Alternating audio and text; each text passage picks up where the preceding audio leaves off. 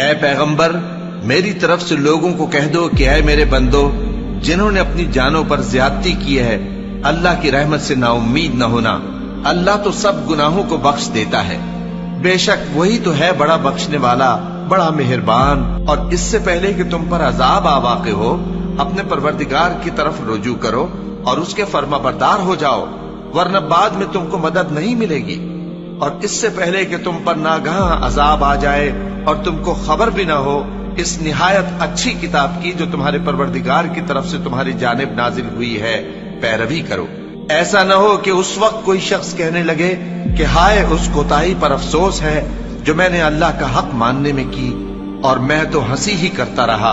یا یہ کہنے لگے کہ اگر اللہ مجھ کو ہدایت دیتا تو میں بھی پرہیزگاروں میں ہوتا،